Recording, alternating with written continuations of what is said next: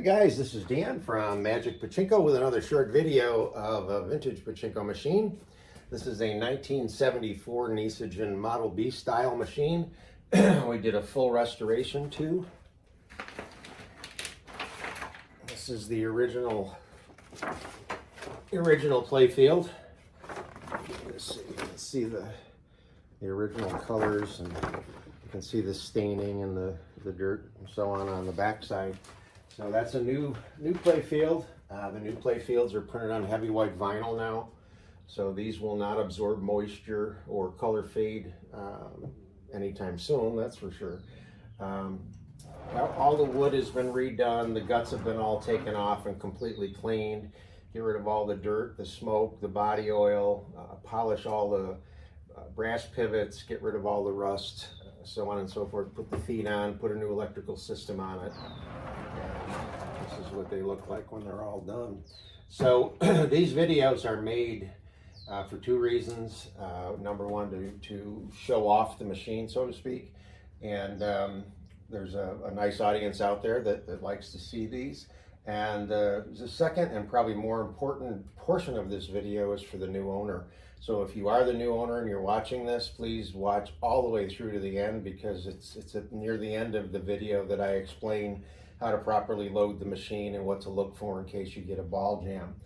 Speaking of ball jams, I had a customer the other day that called me and the machine had stopped working, and she sent me pictures, and there were literally pachinko balls just coming out of the tulips. I mean, they were all over the place. And when we turned the machine around, there was just pachinko balls everywhere inside of the machine. That is not a condition that you want to get yourself in. Please remember that these machines are designed to pay out every time you do get a ball into one of the tulips or the pay pockets. So if they don't pay out at that moment, please stop playing the machine, turn around, and I'll show you a couple areas to look to clear out a ball jam, because if you don't clear out one ball jam, the second ball jams, the third ball jams, the fourth ball jams, and so on, and all you're doing is making the problem worse.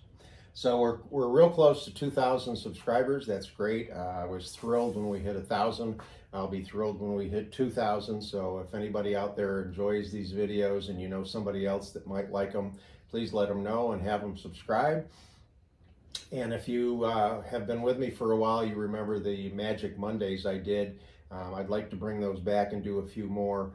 Our Magic Club here in Rochester, New York just recently did a public show, and there's a video was done of it. It is now up on YouTube, and I will link that in the description of this video.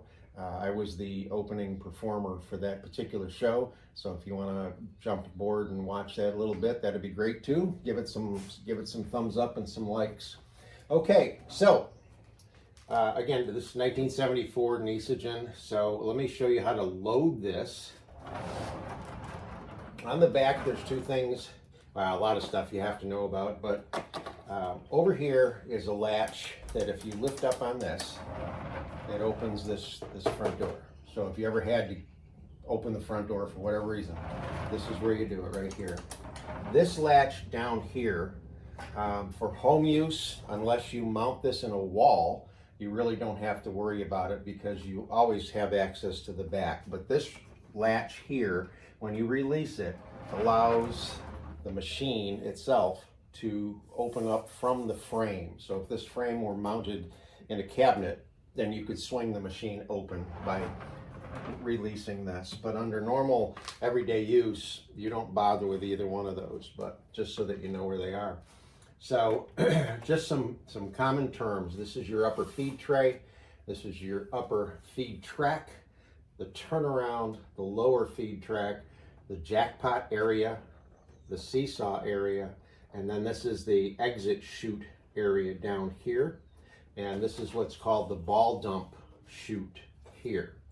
So when you first get this machine, you're going to take your 12 volt wall transformer and simply plug it into the pigtail. All right, and then this light will come on. This is your ball out light. This says, hey, there's no balls in the machine at all, or you're in a condition where you are rapidly running out of balls. Most important thing to keep in mind with a pachinko machine is that you need to have plenty of pachinko balls in the machine for it to work properly. So up in this area, let me see if I can bring this in, right here is what's called the ball dump latch.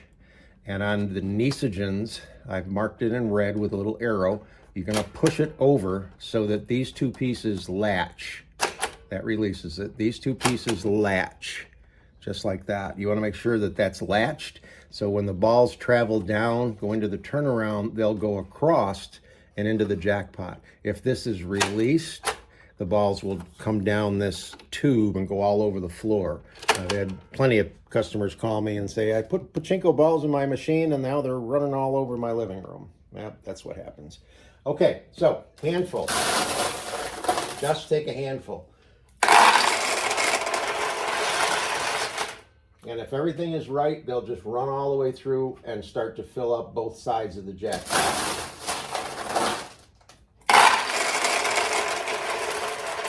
So after you've done a couple of handfuls and you know they're going through properly, if you have, let's just say 500 balls, which you should have, you're gonna dump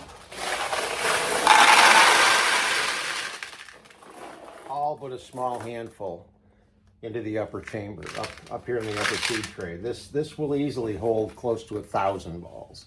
And the more the better, or the more the better.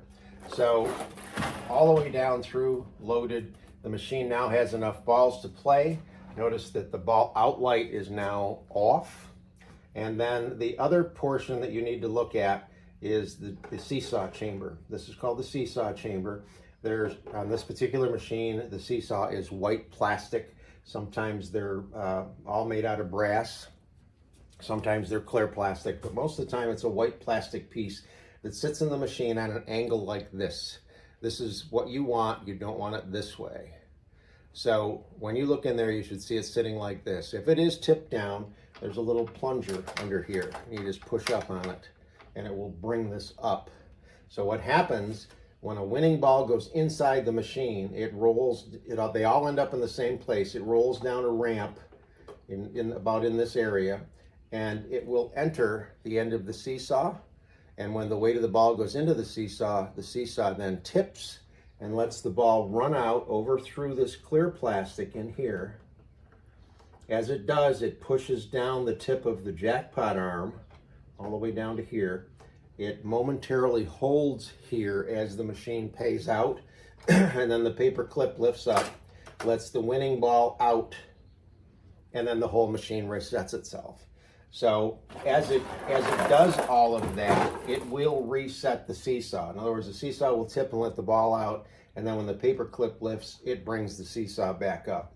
Now, if you play and don't get a win, more than likely there'll be a ball in this area, or you did not have the seesaw here to begin with. If the seesaw was tipped to begin with, all you need to do is push up on the plunger and it will let that ball in, and then the machine will cycle. Even if it's got 5 or 6 balls, it'll just cycle through them. If there's a ball stuck in this area, you need to wiggle the paper clip. You can go in and actually wiggle the jackpot arm, and you need to get the ball out of there. If you ever see any balls in this area, stop playing and get them out. They don't belong there. They're only there temporarily. So get yourself some sort of a tray like this, or a box that will catch the balls that fall out of the win and the losing spot. The design in the parlors is that the balls just fell out into a trough and then ran down to a collection bin. So I'm just going to get that supported so it stays there. Turn the machine around,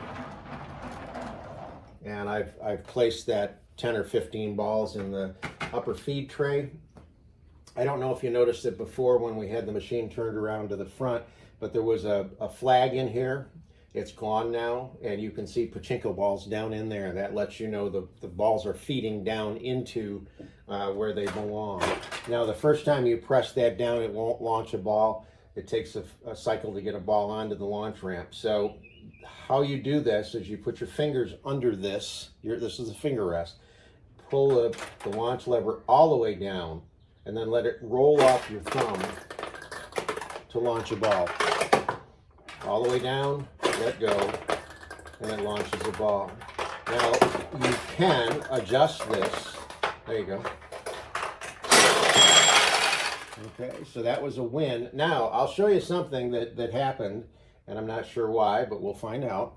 The jackpot light stayed on. It's not supposed to. It's just supposed to come on when you get the win and then go off. So, I'm going to turn this around.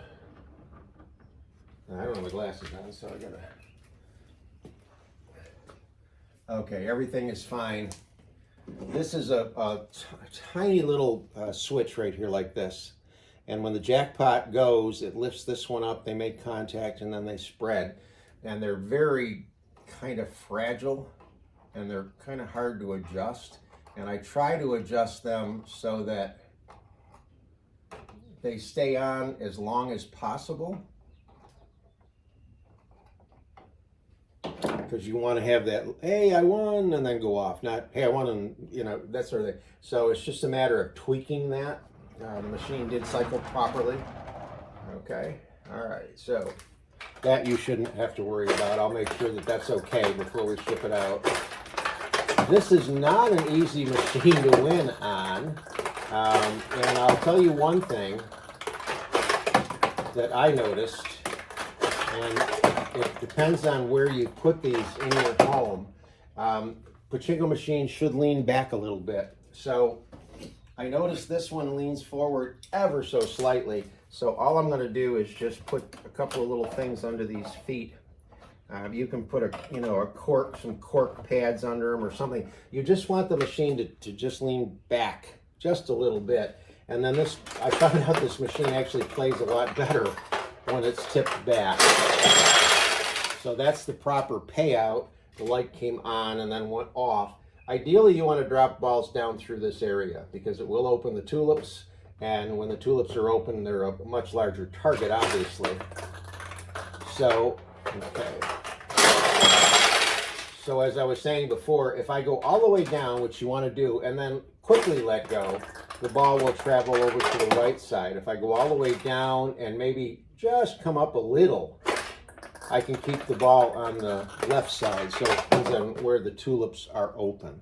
So that's how you play with it, okay? So let me see if we get a couple more wins on this machine.